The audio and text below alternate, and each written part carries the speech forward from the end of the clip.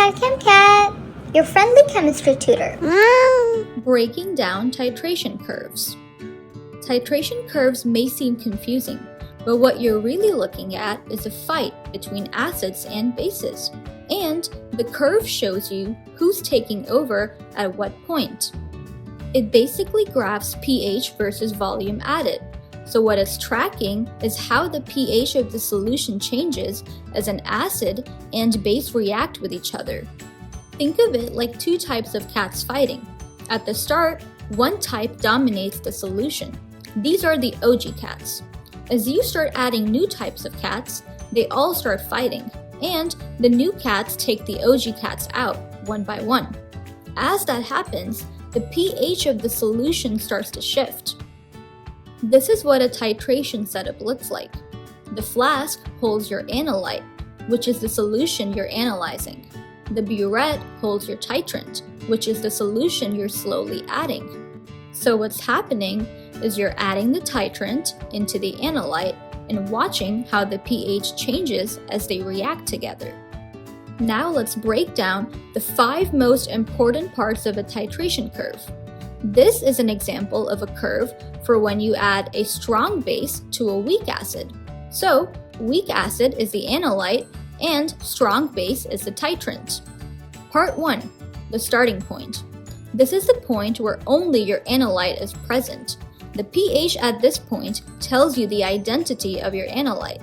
If your analyte is an acid, then a very low pH at the starting point means your analyte is a strong acid, while a moderately low pH at the starting point means your analyte is a weak acid. If your analyte is a base, then a very high pH at the starting point means your analyte is a strong base, while a moderately high pH at the starting point means your analyte is a weak base. We can confirm that our analyte is a weak acid, since its pH is moderately low. The starting point can be viewed as the point where only one type of cat dominates, either acid cats or base cats depending on your analyte, and in our case, obviously, weak acid cats are dominating here. Okay, so now we start adding the titrant, and the pH starts to shift because we are adding new species into the solution. This is how the chemical reaction looks when we add a strong base to a weak acid. The strong base dissociates completely and releases hydroxide, which steals a proton from the acid and forms its conjugate base. So, at this point, strong base cats are entering the solution that initially only had weak acid cats, and they fight. As they're fighting, the strong base cats demand something to the weak acid cats. Sacrifice your proton and become one of us. Weak acid cats say yes. Sacrifice your proton and convert into a conjugate base cat. Now they are part of the base gang. And this leads us to part 2, the buffer region, which is only present when weak acids or weak bases are involved in the titration. So, in the buffer region, both species of a buffer exist. Weak acid plus its conjugate base, or weak base plus its conjugate acid. And the pH here changes slowly, because this is where the system is resisting change. Why?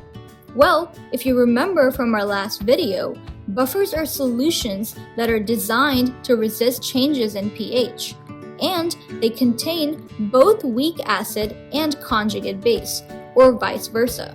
So in our curve here, the buffer region contains our OG weak acid cats and the newly converted conjugate base cats. Moving on to the third important part of a titration curve, the half equivalence point, which is also located inside the buffer region, and it's exactly halfway to equivalence, meaning we've added enough strong base to react with half of the weak acid. So chemically, half of the original weak acid has been converted into conjugate base. Therefore, now in solution, the concentration of weak acid equals the concentration of conjugate base, which makes pH equals pKa. You might be wondering why. Well, because the Henderson-Hasselbalch equation, which calculates the pH of a buffer, depends on the ratio of the conjugate base concentration over the weak acid concentration.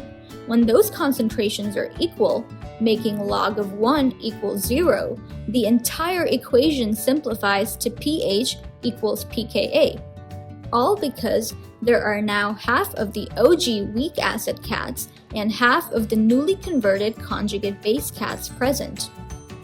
Part 4. The equivalence point, which is located in the middle of the steep vertical jump.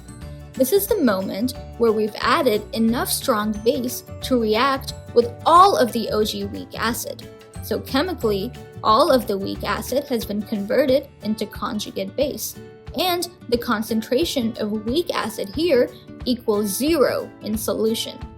The pH here depends on the products of the reaction between our analyte and titrant. If you add a strong base to a weak acid, which is what we did here, the pH at equivalence is more than 7. That is because this reaction results in the conjugate base and water as products, which make more hydroxide together. So the equivalence point is basic. If you add a strong base to a strong acid, the pH at equivalence is equal to 7. That is because this reaction results in simply water and salt, which do nothing together. So the equivalence point is neutral.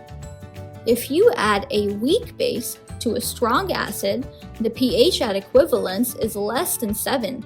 That is because this reaction results in the conjugate acid as a product, which releases its proton, so the equivalence point is acidic. Now, if you add a weak base to a weak acid, and vice versa, the pH at equivalence depends on Ka versus Kb. That is because this reaction results in both a conjugate acid and a conjugate base as products. So, you need to compare their strength to determine the pH at equivalence. You can use the Ka of the conjugate acid versus the Kb of the conjugate base. Remember, large Ka or Kb and low pKa and pKb mean more strength. If pKa equals pKb, then pH equals 7, and the solution is neutral at equivalence. If pKa is higher than pKb, then pH is more than 7, and the solution is more basic at equivalence. If pKa is lower than pKb, then pH is less than 7, and the solution is more acidic at equivalence. Now let's finish reading the curve. Just after the equivalence point, all of our original weak acid is already gone. Now we're just adding extra strong base. So we still have the conjugate base cats here, and some strong base cats too, since we keep adding strong base, leading us to the final important part of the graph, part 5, the ending point. This is the point where only your titrant is present. The pH at this point tells you the identity of your titrant. If your titrant is a base, then a very high pH at the ending point means your titrant is a strong base. Moderately high pH at the ending point means your titrant is a weak base. If your titrant is an acid, then a very low pH at the ending point means it's a strong acid, whereas a moderately low pH at the ending point means your titrant is a weak acid. The end point can also be seen as the point where, again, only one type of cat dominates the solution, either acid cats or base cats depending on your titrant this time. And in our case, the strong base cats are dominating here, with some of the conjugate base cats too. Yay! You now know how to read titration curves. And you can find all the other types of titration curves for reference in the free chart linked in the description below. It's also available on ChemCat's Payhip page. Now let's test your knowledge. Answer the following question based on what you've learned so far. Pause the video and return when you are ready. Welcome back! In this question, we can find the identity of the analyte by looking at the pH at the starting point of the curve. The pH here is moderately high, between 8 to 11, so it must be a weak base. On the other hand, we can find the identity of the titrant by looking at the pH at the ending point of the curve, which is very low here, between 0 to 2. So it must be a strong acid.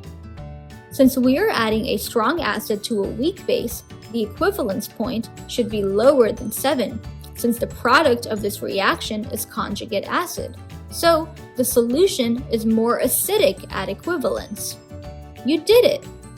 Thanks for watching. You can find a helpful worksheet on this topic with a full answer key on ChemCat's Payhip and Etsy page. Both are linked in the description below. If you have any questions, feel free to email me at chemcat786@gmail.com. As always, please like and subscribe to support this channel.